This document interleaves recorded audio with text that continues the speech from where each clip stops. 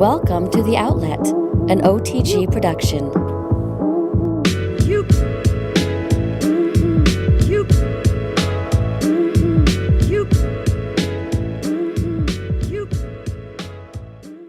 What's up, NBA fans? I'm Diesing-Fay. With me, as always, Parth. What's up, Nick? How's your Sunday? Sunday's going well. I'll tell you what's up, though. The Warriors, they're about to go 22-0. Are they about to beat the Brooklyn Nets? Yeah, sorry. My Brooklyn Nets couldn't come through for me. They take the Warriors to OT, though. I actually have a friend at the game right now, and he said this is in Brooklyn, so he said it's a very Warriors crowd. And I'm not very surprised at all. Yeah, what's going on with that Nets fan base, dude? They're not there. Yeah, they've been slacking, but I wouldn't be surprised if the Warriors do that a good amount this year. Yeah, Charlotte, when they played in Charlotte, it looked like a very pro Warriors crowd. Well, I mean, it's a pro Curry crowd in Charlotte, but still. Yeah, they're just they're fun to watch, and it seems like everything just goes right for them. I know I know a lot of people, even LeBron has said, like, oh, hey, they are one of the teams that hasn't really faced any adversity, or like they're the most healthy champion or whatever. But they've had their, I wouldn't say fair share of injuries, but they've had some of their players dinged up a little bit. Like Harrison Barnes is out right now for this road trip. I think he's going to miss 4 more games. Yeah. Andrew Bogut has his injury concerns throughout the season that he's broken his nose a ton of times. I think he was sitting out the other night due to back stiffness. So, I mean, he's kind of getting to that point where he might be on a minute count or a sort of, what's the word I'm looking for? A plan? Yeah, that sounds about right. A minute restriction sort of thing, just to make sure he's healthy throughout the season. Yeah, like you said, though, because he's had his fair share of injuries. I know he's missed a lot of seasons in the past, but he's banged up, and I think he was a question mark even coming tonight with that back stiffness. So that's something to keep an eye on for the Warriors. But let's talk about a brand new addition to OTGbasketball.com, something you worked on a lot, our new rankings page. Yeah, if you haven't seen the rankings page, do check it out. I think we're going to do this monthly, so it'll update every month, and we'll have a new edition of Power Rankings, which I think you can go more in depth into right now if you want. Yeah, we'll have a new Power Rankings every month. We're just going to rank every team. We have a group of about 10 to 12 writers. We take them all in, average them together, and there you go. You got our rankings for the month. Yeah, so we have those Power Rankings. We also have top 5 in a lot of different categories. For example, we have the top 5 at each position, top 5 players overall, and then we have top 5 underrated NBA players, and then we'll go into more, what's the word I'm looking for? We'll go into more skill categories. So, for example, right now we have top 5 dunkers up, top 5 ball handlers, top 5 shooters, and on in our December edition, we'll have other various skill sets and a top 5 for each one of those. So be sure to check those out.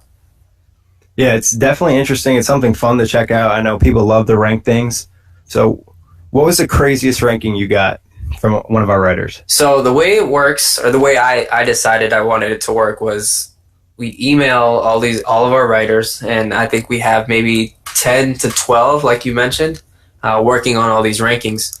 And so what I asked them was, hey, just give me your top 5 small forwards, top 5 power forwards, basically in all those categories. And what I ended up doing was I'd get, let's say, LeBron James at number 1. So he would register 10 points.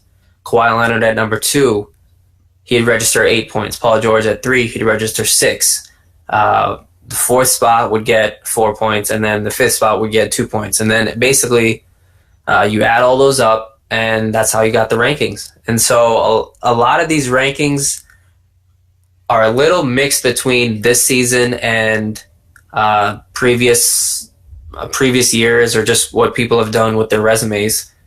So I think during the next edition, we'll move more towards, hey, these are the top 5 players this year. These are the top 5 ball handlers this year. And I know you mentioned, or you wanted me to touch on an interesting ranking that I got. So this is partly on me, but we got the number 2 ball handler this year was Kyrie Irving from one of our writers, which is not what I was going for, but I'm sure as soon as Kyrie gets back healthy and playing after a month or so, he'll be up there in the top 5 because that man can handle the rock. Yeah, I don't think he's doing much ball handling on the bench. I'd say probably the most surprising ranking for me would probably be Karl Anthony Towns as in a top 5 center already. Yeah, he was ranked number 4, and I don't know if that's him being great. I mean, he was good in November. I would not say he was great. Would definitely put Al Horford over Karl Anthony Towns. But it just goes to show you that the center position is very top heavy. There's not very many great centers in this league. And you got some teams not even using centers anymore, so that definitely adds to that as well. Yeah, I think it's also kind of a prisoner of the moment sort of thing. Like, you're enamored by what Karl Anthony Towns can do, but you also forget about players like Al Jefferson, who's out right now, but I would say he's close to a top 5 center, if not a top 5 center. So Some players like that definitely belong in the rankings, and I think going forward you'll see that as we get more comfortable with doing these sort of things. Yeah, when people start to adjust more of basing off this season. Like you said, it's the first month. They probably base it a little bit more last season. So going forward, it'll be even more interesting. Right, and also another thing with centers, we decided to move DeMarcus Cousins to power forward because Willie Cauley-Stein is starting next to DeMarcus. So that's another potential center that would have been in the top 2 or 3 there that's moved to the power forwards. That's very true as well. Interesting you mentioned the power forwards. One thing I found surprising, LaMarcus Aldridge was above Draymond Green. Yeah, I mean, I would still say LaMarcus is a better player at this point just because Draymond's only done it a couple of years. But this season alone, Draymond has been much better than LaMarcus. LaMarcus is still trying to adjust to his role with the San Antonio Spurs, and it's not going to be what he was used to in Portland, where he's going to get fed the ball every single time down the court. So there's an adjustment there that I'm sure he'll end up making throughout the year. But Draymond has been a much better overall player than LaMarcus this season. Yeah, Draymond has been huge. I think he's averaging over 7 assists a game. So coming from a power forward, that's awesome. Yeah, back-to-back triple-doubles. I mean, there weren't Russell Westbrook triple-doubles where he scores 30 points, but he still got his 10, 10, and 10. Yep, very true. I thought the small forward ranking was really good. The shooting guards and the point guards. I thought they're all reasonable. Yeah, with the point guards, I would have liked to see Kyle Lowry. Very true. There. I think he was snubbed a little bit. Chris Paul, I know we did these rankings right after he had his explosion against the Warriors, so I mean that could have entered into people's minds a little bit. But he's been in and out of the lineup.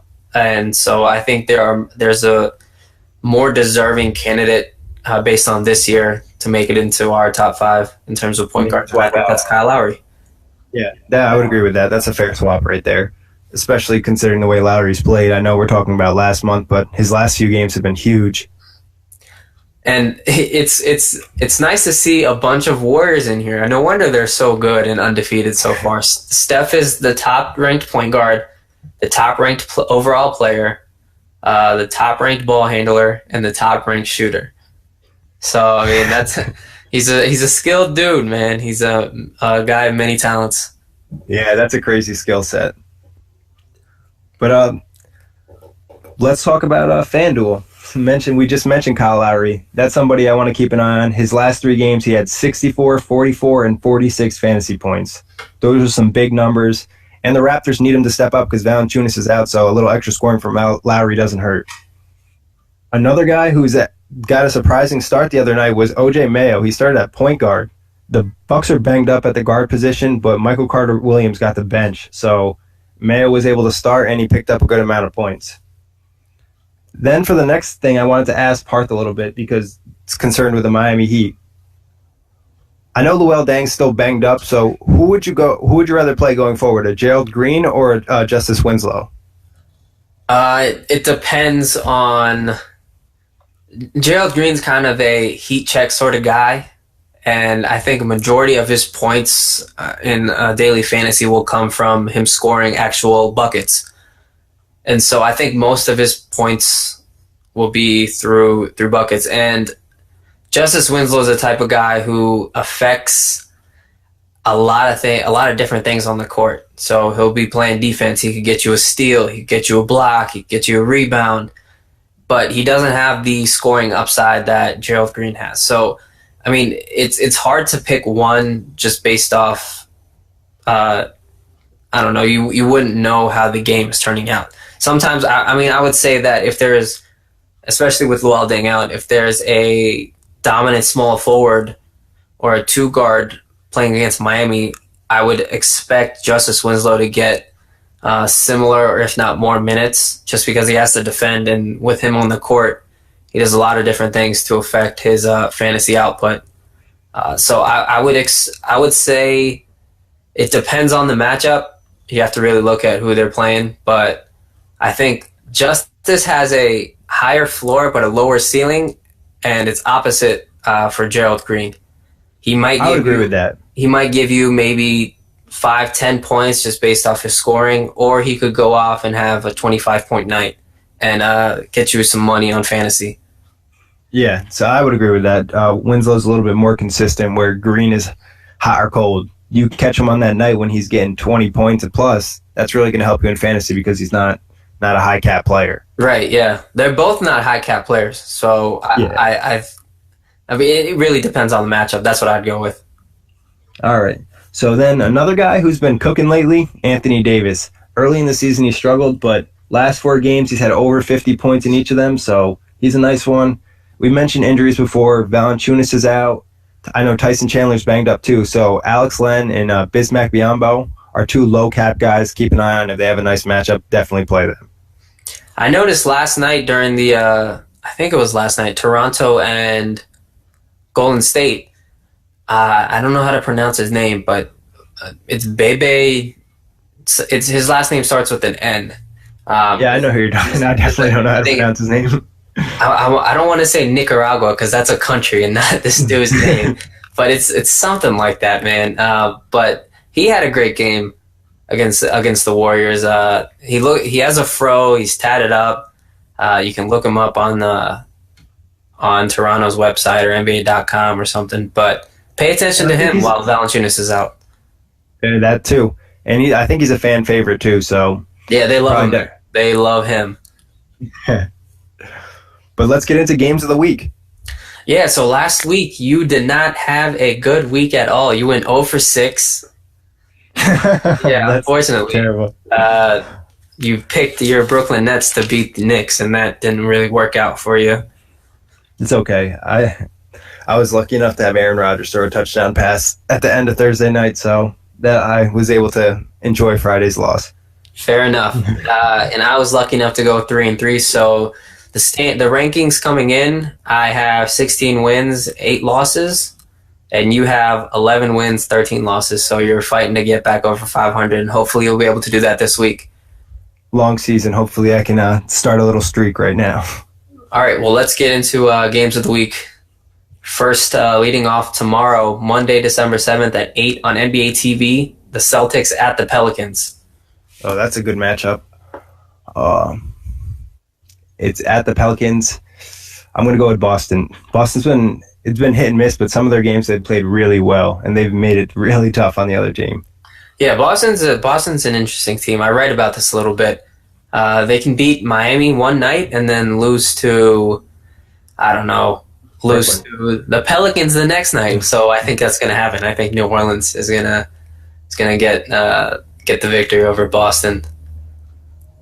Yeah, it's the Pelicans have a lot of work to do. It'll be interesting. They're starting to get healthy, see if they can start to put something together. But the Celtics are, like you said, hit or miss. Right. They're both kind of hit or miss at this point. But moving on, Tuesday, December 8th, 7 on NBA TV. The Warriors continue their road trip and end up in Indiana to play the Pacers. The Pacers have been playing great. Paul George has been awesome. This is a real tough one. I'm going to say the Warriors continue their streak. So I don't like the Warriors at all. I mean, they actually play a really fun brand of basketball. I enjoy watching Curry, but some of the stuff that goes on Twitter and just the ridiculous praise that this team is getting for simple things that everyone does is a little annoying and a little ridiculous. Like, for example, yesterday at the end of the game, Steph Curry kind of pressured Corey Joseph into a turnover right at the end. Were you watching that? Yep, I was. Yeah, so B-Ball Breakdown, who actually, I think it's Coach Nick that runs the Twitter handle, but he actually does some good stuff. But man, it's so annoying. He was basically saying, oh man, Curry's so intelligent for playing defense. That's what makes him so good, because he's intelligent. Like, nah, bro. Anyone would play defense in that situation to make the ball handler a little bit uncomfortable. Like, that's not just a Steph Curry thing. It's not because he's a smart player that happens. You know what I'm saying? So, if anything, I would say it's probably on Joseph losing the ball. I mean, Curry was in good defensive position, but Joseph needs to hold on to the ball there. I think his point was that just a little bit of defensive pressure in the backcourt as time is running out kind of gets the ball handler a little antsy. And I get that, but Steph's not the only person that does that. Like, he's not intelligent because he does that. You know what I'm saying? So yeah, it's just a typical thing. Yeah, it's a typical basketball thing. It's just like making an open pass. Like, it's not being unselfish. That's just being smart. That's just what you're supposed to do. It's not even being smart. I used the wrong word there. It's just, it's obvious. Like, it's not being unselfish or anything. I don't know. I don't understand that. And it quite honestly, it's a little annoying when so much praise is being, like, some of it's obviously deserved because they're 22-0, but some of the other things that are basic stuff, like, come on now. Yeah, the media definitely can make them annoying. So yeah, I can see your point. They are definitely trying to shove the Warriors down my throat, and it's kind of annoying. But anyway, I'm gonna go with because I'm a hater. I'm gonna go with Indiana. They have a shot though, so no, they definitely do have a shot. Paul George and C.J. Miles, some games have been shooting better than Steph and Clay. So if this is one of those games, watch out. And Indiana's been, or not Indiana, but Golden State's been in some close games recently, and they're still without Harrison Barnes.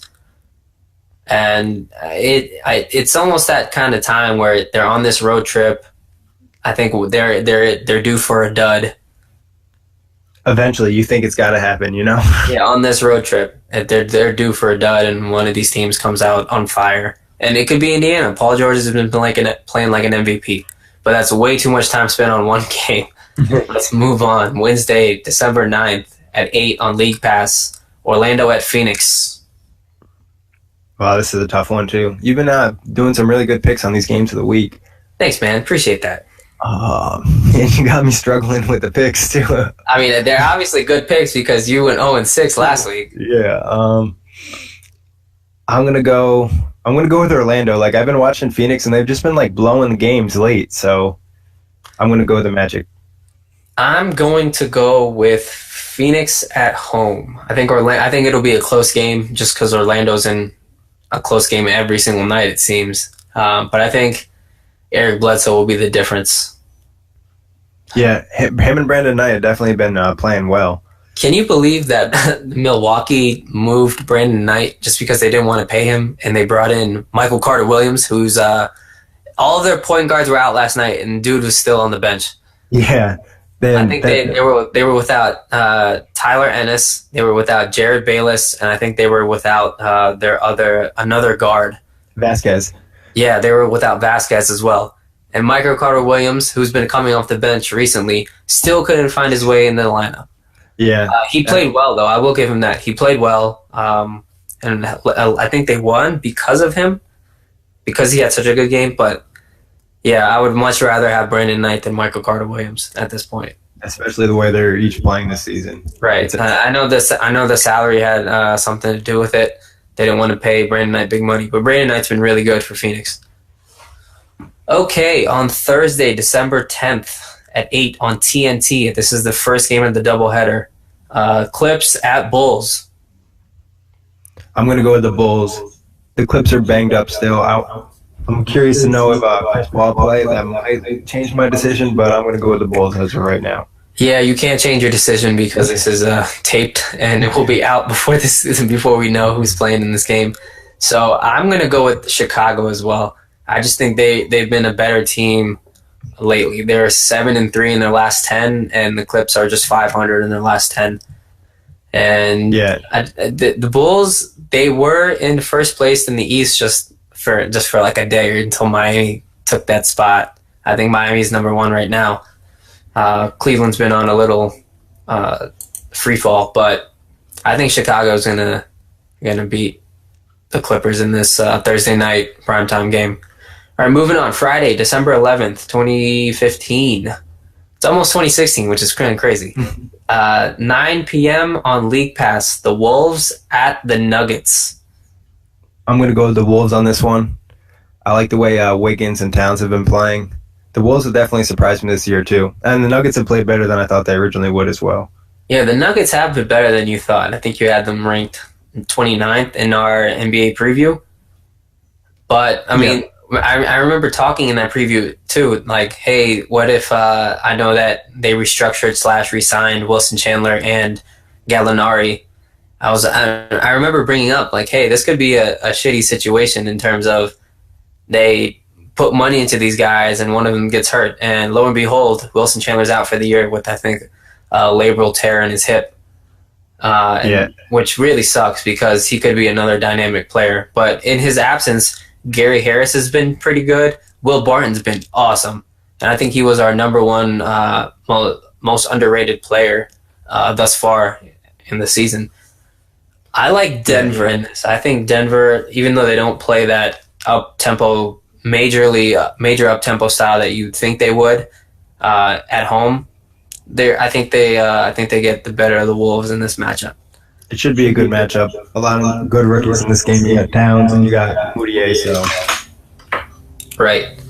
And my favorite matchup of the week is on Saturday, December 12th at 8 on NBA TV. The San Antonio Spurs come into Phillips Arena to face the Atlanta Hawks. I'm going to go with the Spurs.